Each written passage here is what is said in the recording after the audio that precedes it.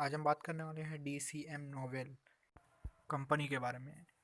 ये company establish हुई थी 1991 में। ये कंपनी मैन्युफैक्चरिंग करती है और ये कंपनी का मैन्युफैक्चरिंग एरियाज है हिसार में। DCM नोवेल एक लीडिंग मैन्युफैक्चरिंग और एक्सपोर्टर है 100% कॉटन, कार्डेड और कॉम्बैट यार्न्स की। ये कंपनी का आगे चल के ग्रोथ होगा। और भी जान लेते हैं कंपनी के बारे में। कंपनी का मार्केट कैप 519 करोड़ है। करंट प्राइस एक शेयर का इस कंपनी का मार्केट में चल रहा है 278 रुपीज़। हाई और लो है 341 रुपीज़ हाई है और लो है 52.5 रुपीज़। स्टॉक का पी ट्रेड कर रहा है 4.83 पे। बुक वैल्यू है कंपनी का 136 रुपीज़। कंपनी डिविडेंड नहीं देती है। कंपनी ने इस साल ROCE जनरेट किया 14.5% का, ROE जनरेट करके दिखाया 18.1% का।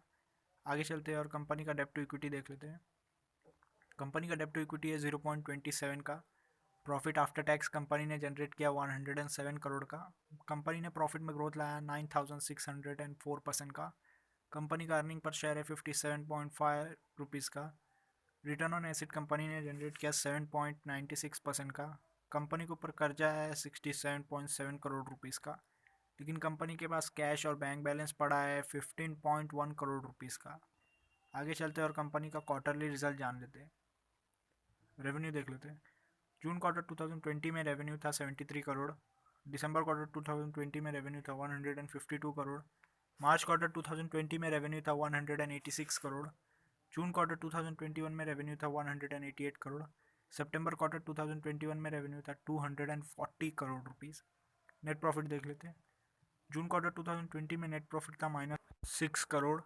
दिसंबर क्वार्टर 2020 में 12 करोड़ रुपीज़ था। मार्च क्वार्टर 2021 में 24 करोड़ रुपीज़ था। जून क्वार्टर 2021 में 29 करोड़ रुपीज़ था। सितंबर क्वार्टर 2021 में कंपनी का नेट प्रॉफिट रहा था 41 करोड़ रुपीज़।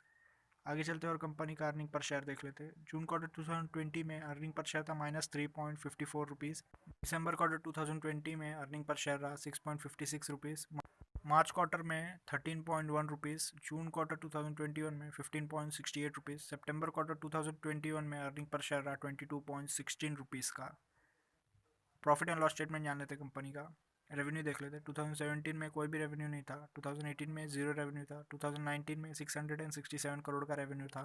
2020 में 585 करोड़ का रेवेन्यू था। 2021 में 562 करोड़ रुपीज़ का रेवेन्यू रहा। नेट प्रॉफिट देख लेते हैं। 2017 में कोई नेट प्रॉफिट नहीं है। 2018 में भी नहीं है।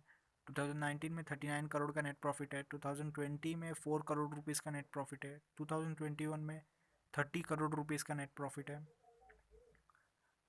अर्निंग पर शेयर देख लेते हैं। 2017 में अर्निंग पर शेयर था -0.85 रुपीज़ का। 2018 में -1.97 रुपीज़ का। 2019 में -0.47 रुपीज़ का। 2020 में 2.31 रुपीज़ का।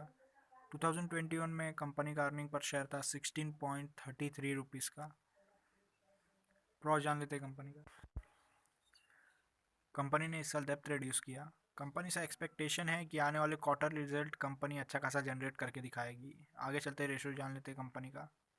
कंपाउंडेड सेल्स ग्रोथ रेशियो देख लेते हैं। पीछे 10 साल का डाटा अवेलेबल नहीं है। पीछे 5 साल का भी डाटा अवेलेबल नहीं है। पीछे 3 साल का भी डाटा अवेलेबल नहीं है। और आगे एनुअल साल का एस्टिमेट है कंपनी सेल्स में ग्रोथ लाएगी 49%। कंपाउंडेड प्रॉफिट ग्रोथ देख लेते हैं। पीछे 10 साल का 5 साल का डाटा अवेलेबल नहीं है। पीछे 3 साल का एवरेज प्रॉफिट ग्रोथ है 1351%। और आगे एनुअल साल का एस्टिमेट है कि कंपनी प्रॉफिट में ग्रोथ लाएगी 9604%। स्टॉक का प्राइस कैसे मूव किया अभी देख लेते हैं। पिछले 10 साल का, 5 साल का, 3 साल का डाटा अवेलेबल नहीं है और पिछले साल कंपनी का शेयर का प्राइस बढ़ा 385%। रिटर्न ऑन इक्विटी देख लेते हैं। पिछले 10 साल का, 5 साल का डाटा अवेलेबल नहीं है। पिछले 3 साल का एवरेज रिटर्न ऑन इक्विटी है 19% का और पिछले साल कंपनी का रिटर्न ऑन इक्विटी रहा लगभग 18% का। आगे चलते हैं और कंपनी का शेयर होल्डिंग पैटर्न जान लेते हैं। प्रमोटर्स का होल्डिंग 50.15% है। फॉरेन इन्वेस्टर का होल्डिंग 0.21% है। इंस्टीट्यूट का होल्डिंग 6.52% है और पब्लिक होल्डिंग 43.12% है। अगर आपको इन्फॉर्मेशन अच्छा लगा तो वीडियो को लाइक करें, शेयर करें, कमेंट करें और चैनल को सब्सक्राइब कर दें।